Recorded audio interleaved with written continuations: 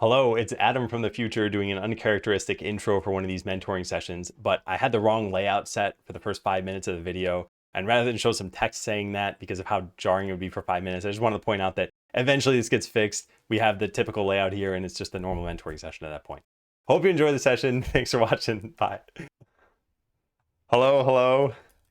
Hey, how's it going? It's going well. I do not have you showing on stream yet, so wait one sec. Okie dokie. I now have you showing on stream. So I noticed that you do not have any notes in the document. Do you feel you have enough you want to talk about? Yeah, absolutely. Okay, awesome. Then why don't you kick this off and yeah, let's see where we go with this. All right, cool. Yeah, so I think as of tomorrow, um, I will be officially a staff engineer at my company. Oh So my I know we God, had, congratulations. Wow, that's thank you, thank you. huge. And also, I'm surprised you didn't tell me about this ahead of time, right? I think we had like said next, like basically the meeting where I would find out would be sometime around this meeting. Yeah. So, So how long have you um, known for? I think was it Thursday or Friday last week? Okay, yeah, I yeah. found out. But it's like it's all pending like October 1st. So Yeah, but there's at this point, short of them saying like, "Oh man, we had major budget issues or something," this is pretty much a sure thing, right? yes, yeah, there's been it's in writing and stuff, so it's official. All right, well, congratulations. This is awesome. Um, yeah, how do you feel? I mean, hopefully great, but like, what's going through your head now? I mean, I'm a little bit conflicted. Mm-hmm. Um, I feel really good at having like kind of like set my mind to something and like worked to achieve it and then achieved it. Um, there's I was okay, so essentially Mm-hmm. my head manager had said that it would be paired with a significant uh compensation change. Ah, yeah. Yeah, and sales were did not meet goals last year, so there's not as much. We don't have the surplus to the runway, like to preserve our runway. We're still being conservative with salaries and stuff. So I essentially got like just slightly over the expected cost of living increase Okay, I that I would see. have gotten at this review period, All right, I want to which I want to drill feels into that just a little bit more though, yeah. quickly. So, is there the sort of promise of any future compensation increase? Did an allocation of this shift somehow such that you're being given? I don't know. Is there any way to sort of spin this such that it's more positive, or is it truly just like, hey, I got a minor bump and that's it, and I'm hoping based on a promise in the future that it's going to go even higher? Well, so because my manager has wanted to pair the role with the commensurate salary that the role should um, achieve. They said they are using they're using data based on where I live, which is unfortunate for Yeah, me.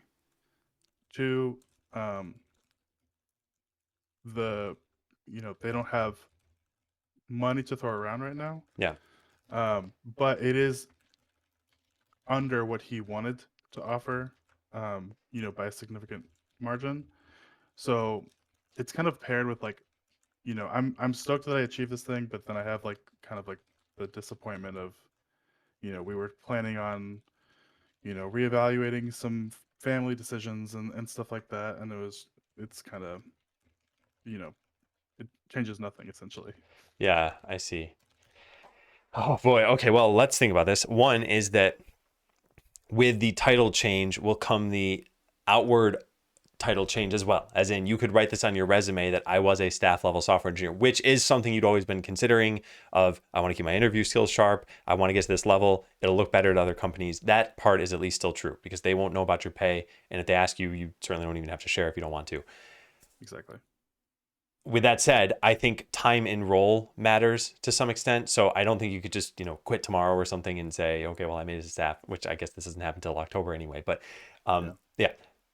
And given that your manager wanted to pay you more, it might be a signal that if there is more runway or if there is a surplus of money, that hopefully you'd be first in line. With that said, I don't have enough confidence from everything you've told me to be able to say that's a certainty or anything. Like most people say, if you don't have it in writing, it might as well not have taken place, not have existed. So I do hope that it means higher compensation a year from now, but all of that depends on the company's runway. Are you confident in the direction the company's going such that their business will thrive? Uh, yes. Oh, just one second. I saw a thing. I think your scene might not Oh be my God. set Yeah, you're right. correctly. You're right. Yeah, I forgot to do that. Oh man, that was quite a blunder. Thank you, chat. And increases volume a bit. We'll do. Yeah. Oh man. All right. That's really bad because for the whole video, people are gonna be like, "Who's he talking to?" Thank I you. think I was in the background, right? Huh? I was in the background of you. I'm just like kind of like peeking over your shoulder. Oh, you can still see the. Okay, yeah, yeah. All right, all right. Well, thank you for letting me know. I appreciate that, and I really should have been reading chat at least for that. I also increased the volume, by the way, chat. So you are confident about the business side of the company and that they will be able to Yeah, get to this point. Yeah. I mean, so SaaS has been struggling. Um, we are trending better than most SaaS companies, Hmm. but we're not exploding, I guess. Like there's not really a potential for like a huge burst. Um, there's always potential for that because it's a startup that we're, still Series A, but there's um we're basically like we're competing now with other people, so it's not like it could pop off exponentially out of nowhere. Yeah. Okay. So let me ask you something. What is your medium term plan in the 1 to 2 years that's about to unfold? And you'll see this, and it's not like this is, you need to set this in stone right now. But let's say a year from now, you're like, it still hasn't exploded. They're still not sort of giving the compensation I feel I deserve. What do you feel you would do? Um, yeah, my thoughts are kind of that I should like passively start scaling up for interviews, like doing a leak code a day or something. Just doing like some level of preparation just so that I'm ready, maybe doing kind of like what I was planning before, like ambiently interviewing, you know, uh, but just getting into the swing of that so that if I have to do, I've never done like a round of like Fang interviews before. So Yeah. if I were to go to that level, I would want to um, one have interviews at other companies first, and then take it seriously and put the preparation into it before I did that. Yeah. And what do you think your timeline is for this? Well, that's kind of what I was hoping for some advice on because, like you said, like the time in role is going to be important, and there's just like there's a bunch of work that I want to do here, um, and there where my family is not like in an emergency situation, we're fine right now. Yeah. Um, so there's not an immediate need to increase my salary, but it's just I don't want to leave whatever money I could be accumulating per year on the table for too long before I make a change. Yeah. So here's what I think. Based on what you said about you want to do some sort of passive interview prep, I think that's a good idea. And I think that starting that somewhat so actually there's one more input I need. Do you feel as though your responsibilities have risen quite a lot at your current job, or is it like you were already working at that level, now you're at that level? It's been like a slow change over time. So the thing that's going to increase now is I'm going to be in every one of the kickoff meetings that involves front end Hmm. stuff. So I'm going to be in more meetings, and I'll probably have less IC work. But that's kind of the only change from what my responsibilities are currently. Okay. So excuse me, not a big enough change to the point where you're like, I'm underwater now. I don't have, okay. So then I Yeah. would say to apply some of your energy toward an interview prep plan. And for FANG interviews, that means the big three of coding, so something like lead code, some sort of system design, and then behavioral questions. and all of them are important, and you need to devote different amounts of time based on where you currently are.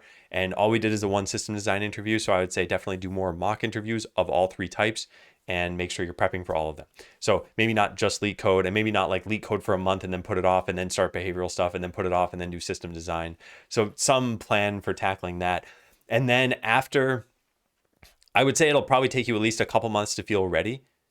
Mm. Then I would start to maybe apply to some of these, like, this will maybe sound bad, but like a third choice kind of company. So not a top company you want to work for, No, and exactly. yeah, and not something that's so low that there's no chance you'd even consider them. I feel like that's sort of using the company for interview prep, where there are services out there that exist for that. So yeah, I would say order of some small number of months, 2 to 4, Okay. before you consider some interview stuff. And maybe things will have changed in that time. Maybe you'll have more clarity on where your company is going. And maybe, who knows, they'll have found money somewhere, which I think that's unlikely. And they'll say, look, here it is. And you're happier where you currently are. Yeah. I mean, there's a Series B in the future. Like that is part of the plan. I just Yeah. don't know when it's gonna happen. Okay. Yeah. I'll write this down. So some small number of months for interview prep, 2 to 4 months. Um, Cover coding, system design, and behavioral, and then start applying to some like third choice companies. Every time I've done this, it's sort of like the release process you see me going through now, which is you plan for something, you finally have an interview, and then you realize from that, you're like, oh, here's where I wasn't prepared and didn't know that I wasn't prepared. And ideally, the prep gives you that insight, but sometimes it doesn't. And sometimes you feel different when you're on the spot. So I think that'll help. And the Series B stuff, do you have insight into, like, are you in talks at all with the CFO, or are you privy to any of the sort of discussions that happen around finances at the company? Um, they're pretty transparent, so I have a rough idea, and I have no issues asking like leadership about that kind of stuff. Um, there's no specific date involved of like when it will happen, but I know that we still have like a healthy, multi-year runway currently. Yeah, but multi-year at what I'm gonna sort of hopefully not derogatorily term anemic levels of Hmm. funding is different from having that new cash influx. Yeah. So yeah, but it's good to know. And also, you're in a good position to have a job where they value you, that you have grown at least in title. They also gave you a larger than cost of living increase, which is nice. It's nice to have that and use that as a springboard for your next job than to be in the case where you're scrambling, or that you were laid off, or that you have some time pressure or money pressure. So Yeah. that's where I think I probably wouldn't take this time for granted. And yes, start working on the interview stuff. I just talked to someone yesterday who is, I'm not actually totally sure what level, but I assume also staff level, and he has been looking for a job sort of passively for several months. And he said it's not as bad as it was in 2007, right before the recession, but it's apparently white collar jobs only grew as a total industry by 0.5% in the last year. So it's also not very heartening numbers. Um, so yeah, I think keeping feelers out for that would be good. How do you Okay. feel about the prospect of tacking on interview prep? Is that daunting? Is it tedious? Is it exciting? Um, I guess more exciting than daunting. I haven't done it in a while. I feel like I'm ready to maybe like be evaluated at a higher level than I was previously. Mm-hmm. But also, given that I need to do a ton of prep for the like specific cases, like for the interview part of it, like Yeah. for the not for the job. I feel like I feel qualified for the job now, which is nice because that's a big mental change that I went through. But the interview, I still am nervous about. The interview was what you're nervous about. Yeah, yeah. I Yeah. heard energy at first.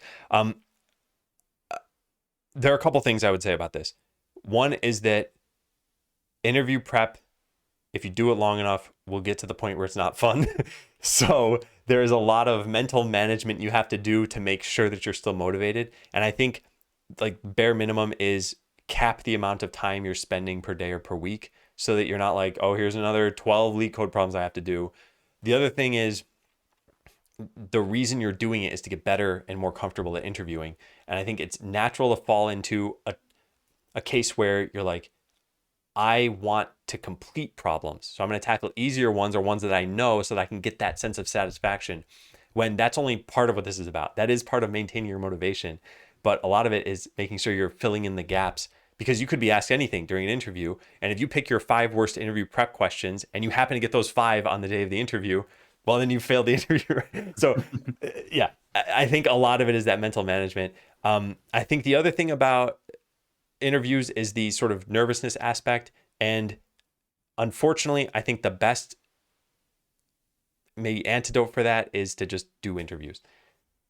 But I also think that's where mock interviews can help too. And here's a wild idea. If you were to stream your mock interviews, that would add the pressure of there are more eyes on me and more people, let's say, judging me. So we already did one with the mock interview that we did last time. I mean, you could maybe find another software dev streamer who wants to do this. We could do it for session number 9, or you could start your own stream, something like that. Again, wild idea. You don't have to do that, but it would add some pressure. Cool. And so, yeah, I'll just write this. Consider keeping your motivation up, and that the best way through nervousness is practice. Actually, the last time that I was scaling up to get a new job, I streamed my side project building and all that stuff, and it helped a lot to kind of keep me consistent. Yeah, yeah. And in this case, I guess streaming a side project is a solo activity. Interview prep is almost certainly a dual activity, although now maybe there are AI interviewers. In fact, I think there are AI interviewers, and maybe streaming yourself doing that could be good. Maybe look into AI interviewers. I'm not sure if that's a thing or if it's good, or if I'm wasting your time even suggesting this, but something to look into, because maybe it's worth trying one of them. Yeah. So I want to make sure we're covering things that you said are important. We've talked about the promotion and your responsibilities and interview prep. It sounds like you can handle the increased level of responsibility with respect to meetings and being in doing less IC work.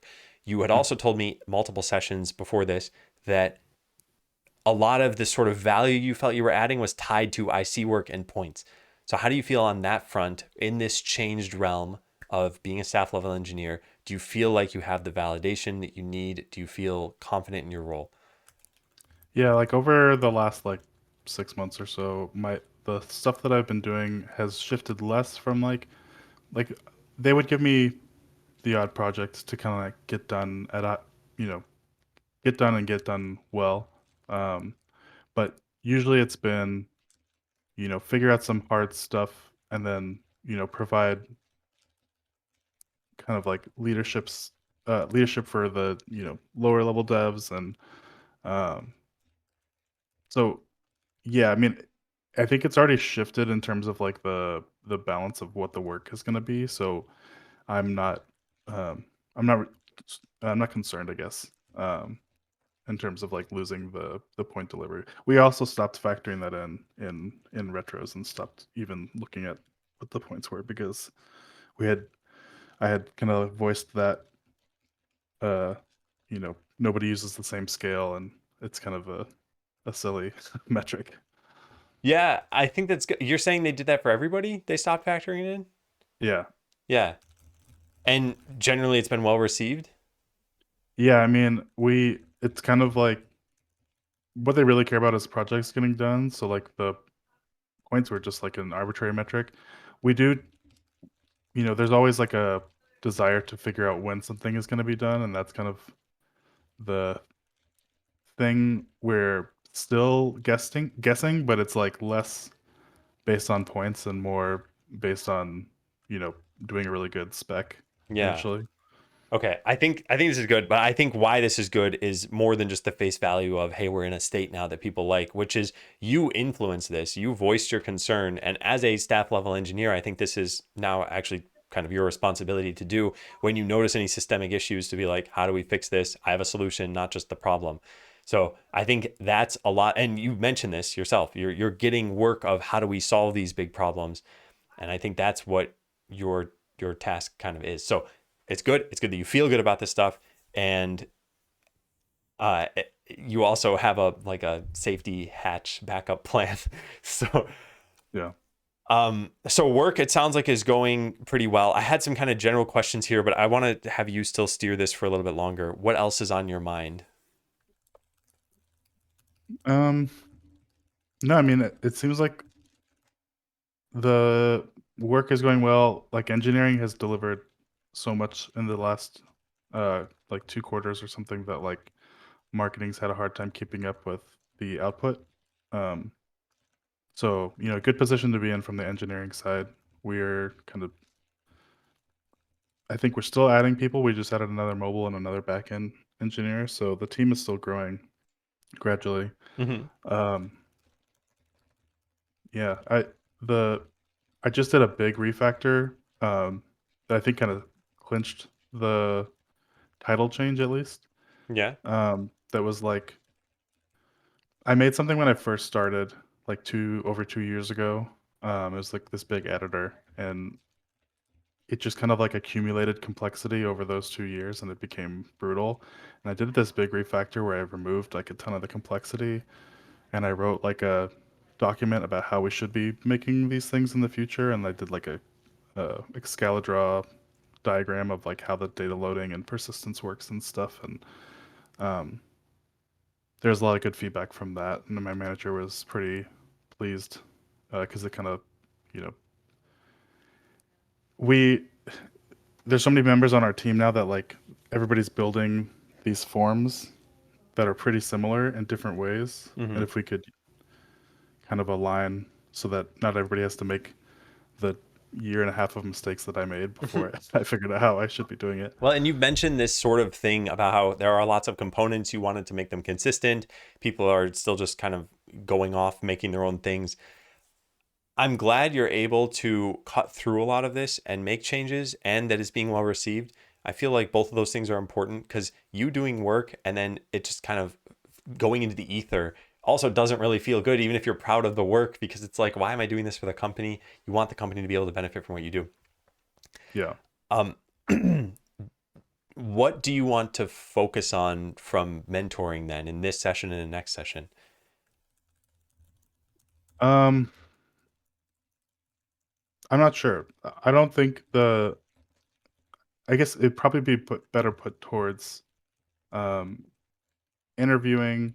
Uh, maybe I mean operating at a staff level is something I've never done before.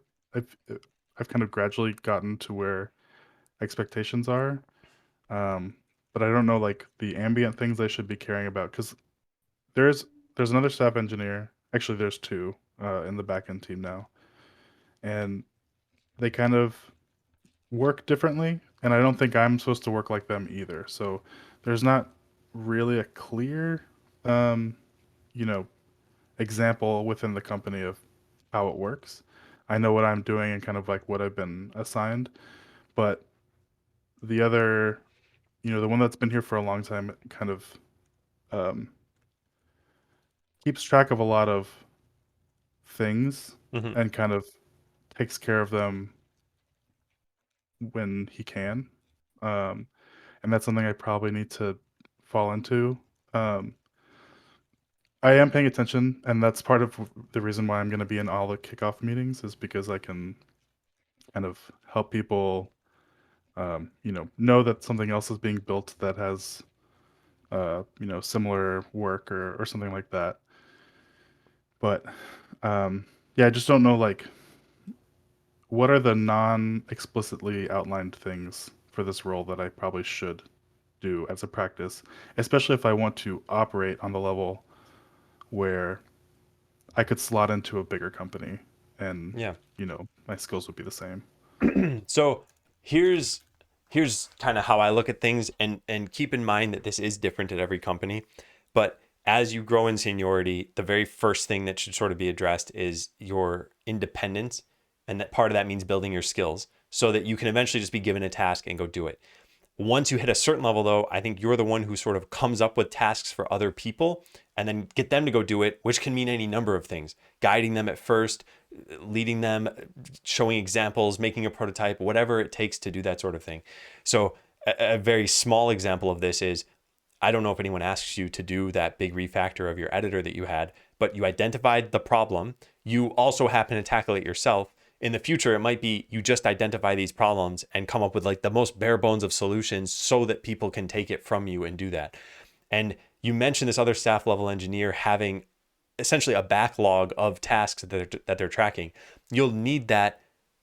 You have your ear to the ground in these kickoff meetings, but you'll need your ear to the ground for anything that might fall under your purview, so that you can eventually delegate and say, well, look, now that we have a chunk of 2 months that I wasn't expecting, this is the highest priority we need to assign things to. And then you figure out the resourcing you need for that, and you assign it to that, and you help out where is needed. So I think it's essentially an extension of what you've seen so far, just with that extra level of independence of even coming up with the tasks you need to do. You have stuff that's assigned to you, but at some point they're going to be like, I don't know. What do you think is the most important? And if you don't have a list of, okay, well, here's what I've wanted to tackle, or here's where I see there being a problem, then they might be like, okay, if he's just being assigned work, then I still need to do the management of him. And by the way, Yeah. I'm not saying there will come a time when you are coming up with all of your work entirely as a staff level engineer. There will always be directives. There will always be company needs. So yeah, I think succinctly, it is elevating the independence even more, identifying problem areas, and then figuring out how to carve through all those without needing as much external help, which doesn't sound like you need a lot to begin with. But yeah. Does that make it a little clearer? Because again, this is my generic, like outside of the company, 7 mentoring sessions of insight into your work. Hmm. Does that, yeah. Yeah, that's kind of like how I perceive the other staff engineer is kind of operating. Is like he keeps track of things. Um, when he has time, he'll accomplish things that are long-term issues.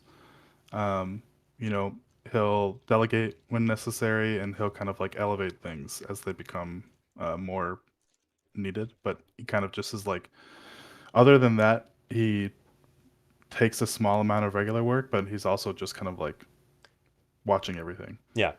Yeah, and that small amount of regular work is another way of keeping your ear to the ground, because there are some ways you would just never get insight into what is the code quality? How hard is it to add a feature to this? What are people doing? And yeah, I think having a pulse on that is good, and yet not falling into the trap of, I like doing IC work, but it's not the most important, so I'm doing it just because I like it, or there's someone better suited for this who should be getting these skills. So yeah, it's like keeping all of these things in mind at any given time. Uh, the other thing I'd probably ask is there any gap in your knowledge?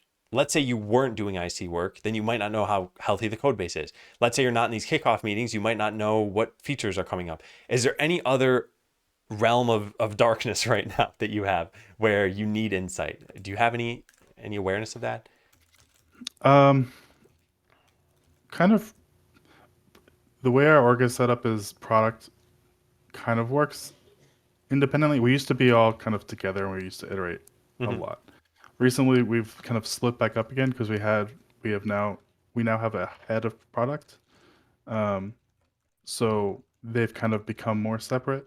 And so I think I may be lacking some exposure to that. I haven't gone to any of the new kickoff meetings yet, so that may be where I get the exposure to that. Yeah. But um, to me, like the decisions being made of like what product to build have taken place way before we see a mock-up. So I don't I don't know when they decide that. We have like a like an internal uh, list of things we want to work on in the next quarter and Hmm. stuff. So they did a big planning meeting before, I think it was before the new year last year, where they kind of like laid it all out and said like, this quarter, this quarter, this quarter.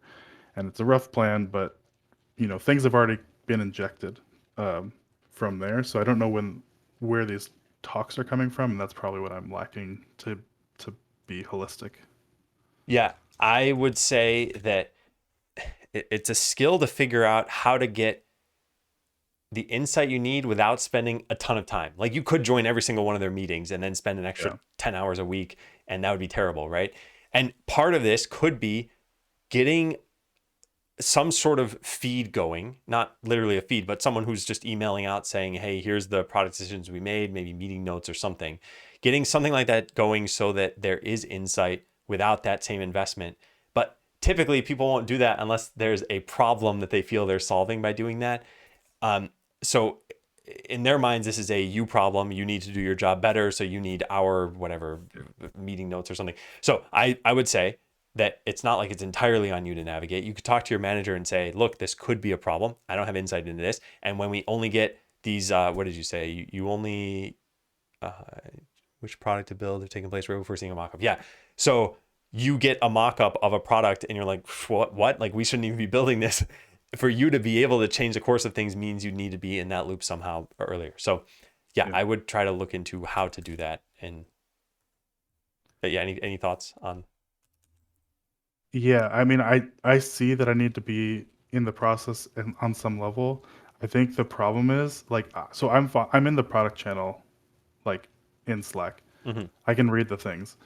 Um, they kind of use that to interface with other people instead of using it to discuss internally, because the whole product team is in person, and they're the only group really that's in person. Mm, Um, so they're all in San Francisco.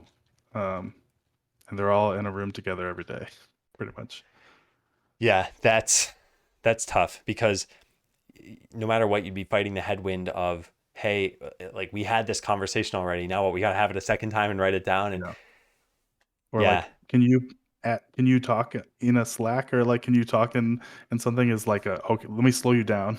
yeah, yeah. Well, look, at the very least, I think you could potentially try to say any major decisions that come out of that, or like something that you think is gonna 2 months down the line lead to a mock-up. Can we know about that ahead of time? Can there be some, like, maybe once a week or once every 2 weeks you write some sort of digest about, here are the major things we discussed, and try to capture, because you are a remote first company that happens to have a large chunk of people in San Francisco, right? Yeah. And, yeah, and if they want to support this culture and especially get more staff level engineers as time goes on, then this is a problem that I think needs to be addressed. So I'd say try to see if digest or something. It's every couple of weeks, yeah. Something else that came to my mind as you were talking about this. The team being in person. Oh yeah, yeah, yeah. You're coming up on your annual in person meeting again, right? Yeah, it's usually, I think it's late December, or like, I don't know, early January. Yeah. Okay, and I know there were very extenuating circumstances that happened last year. If I recall correctly, you also couldn't make it the year before, though. Yeah. Correct. So I know you felt bad about it, and I don't want to apply undue pressure. I want to apply Yeah. regular pressure. So, are you taking efforts to make sure that you can make it to that meeting this year, or I guess Yeah. January, so next year? Yeah. We're like, the plan is like, even if the whole family has to go, we will go. Yeah. Okay. Uh, they'll go. Yeah. I think that's a good decision. I think that, especially given your new role, especially that you couldn't make it the last 2 years, especially that you wanted to make it both of those times, and that you heard some feedback. It sounded like your manager was, the way I described it back then was normal disappointed, as in not like, oh, you couldn't make it, but like, yeah, sorry you couldn't make it. It'd be Yeah. nice to meet up with you. So I think it's good you're taking efforts to make it for this coming time. And I think I would say to make an effort to meet the sales team, because you haven't met them in person, right? I've done coffee chats, but not in person. Yeah. Okay, yeah. Yeah, make an effort to meet the sales team face to face. Or wait, yeah, sales, right? Is it sales or no, product, I mean. Product. Yeah, Yeah. product. Yeah. Yeah, I think that's important. There's something, I was just talking about this the other day in someone else's stream, how there's like a power to seeing the same names over and over in chat on stream. So it's like, I see your name, I don't know who you are, then finally you're like, hey, can I join mentoring? And I'm like, yeah, sure, you've been here for a while. Same thing with having met someone face to face and then seeing them pop up again in video calls where you're like, I met that person. Wow, their voice sounds totally different in person, or something like that. Hmm. So I think that'll be good, because any requests you do make of the product team, then I think will be slightly more likely to come to fruition. And it sounds like Yeah. you're gonna have to make a request because of the circumstance of them being in person and you not being in person. So yeah. Any other aspects of the pipeline that you feel you don't have insight into that you need? Because it sounds like that might have closed the loop on things. Mm, I don't think so. Okay.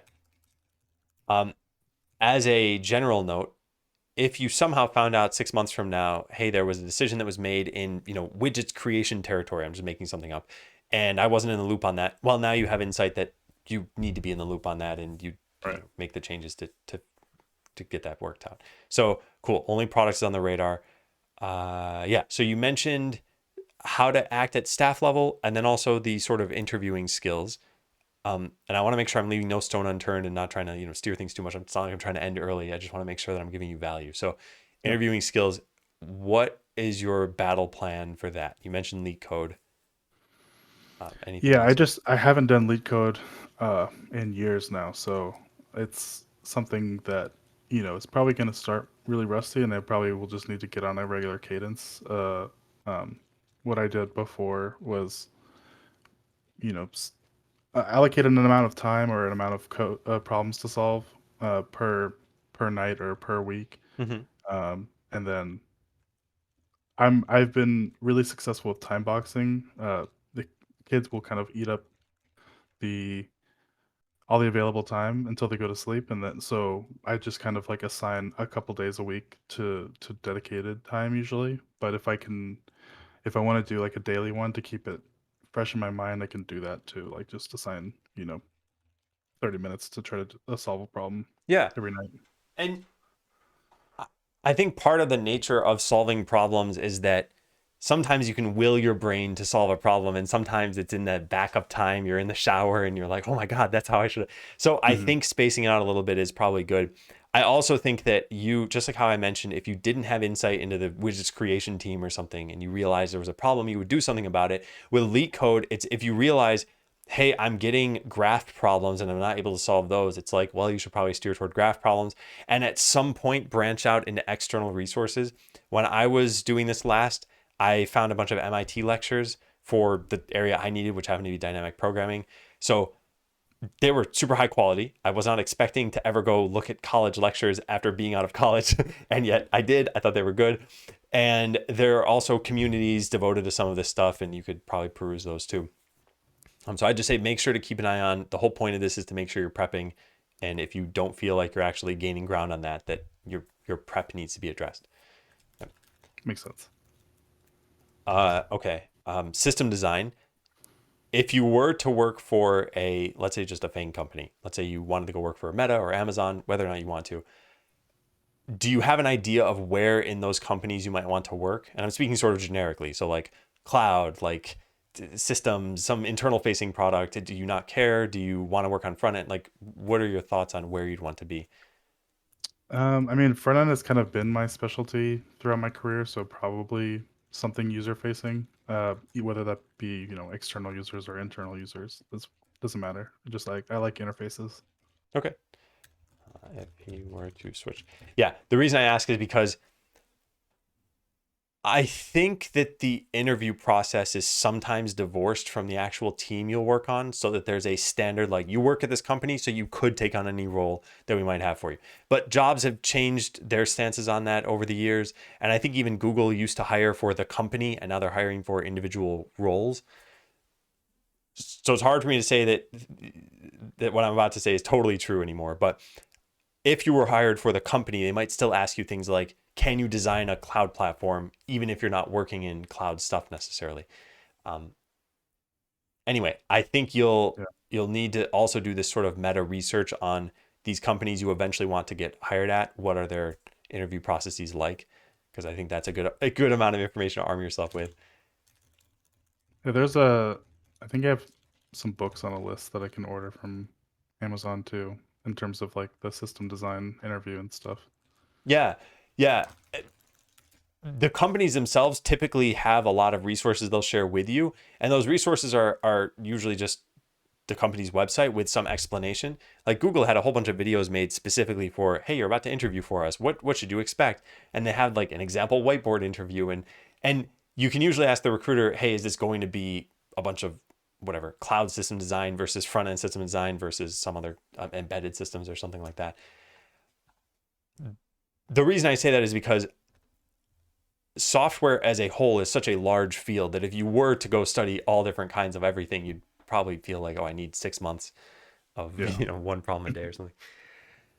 What else? What else? What else? Oh yeah, behavioral questions. Have you generally done well at those before? Do you feel like you have any gaps there? Yeah, I was trying to think. I don't think that I've ever gotten to the behavioral stage and not gotten an offer. Yeah.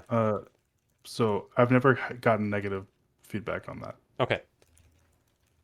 And just for the sake of me kind of closing the loop on this, for me, I think part of the struggling points in the past have been to answer these questions properly, you need to know what you did in the last 3 years.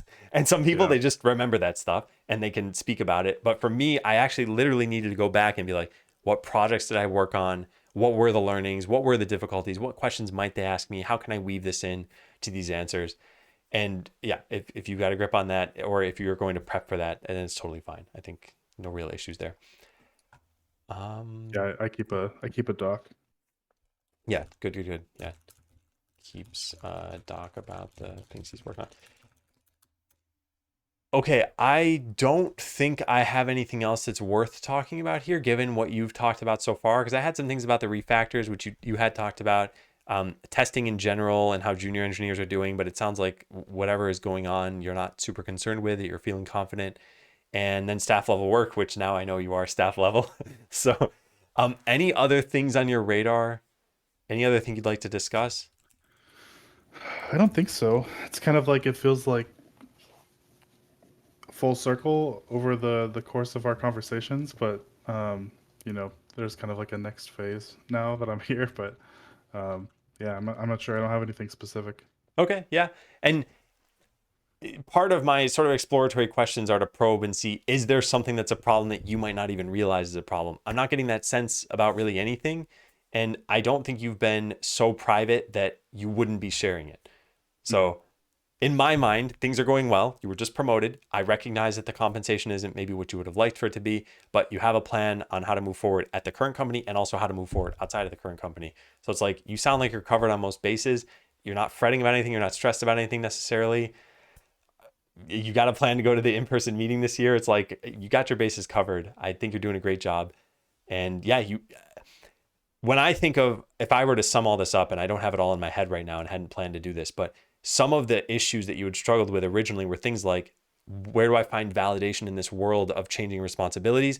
Which it sounds like you're on board with that. Yeah. How do I navigate this new role? Which it sounds like, we've talked about a little bit in this meeting. You've got some direction. So yeah, I think if we don't have anything else, I would probably call it for now. Are you okay with that? Yeah, I just wanted to kind of reiterate, like when I started, I was kind of like a senior engineer, and I had this goal to get to staff level, and uh, I had personal struggles with the way things were changing. I had life events happen, all this kind of stuff. Like over the course of us talking, I worked through a lot of the issues with you, like on these streams, and uh, yeah, just really appreciate the like. I mean, you mentored me. Like this is, I feel mentored. I really appreciate you helping me get to my like achieve my goal, and um, you kind of helped me create a framework for how to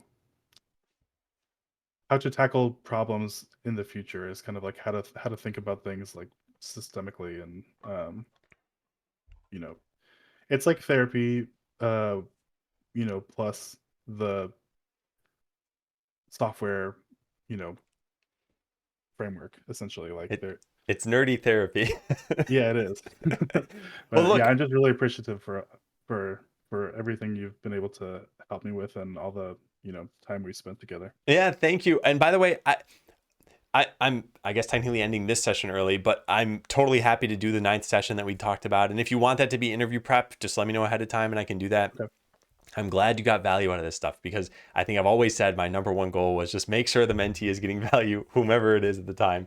So yeah, I think you've done a great job. As I mentioned, like I said, I think you're in good shape. And I think the only issue is one that's out of your control, which is the money of the company, right? So Yeah. it's like if they get Series B funding and they don't give you any of that funding, I'd be like, you should probably leave. But for right now, it sounds like things are, yeah, it's fine, even if they're not as good as they could have been. So, all right, Yeah. I'll leave you then for session number 8. Like I said, just tell me what you want to do for session number 9, and we can plan for that. And yeah, good job again. All Congrats. right. Thank you. All right, yeah, take care, Kyle. See you. See ya.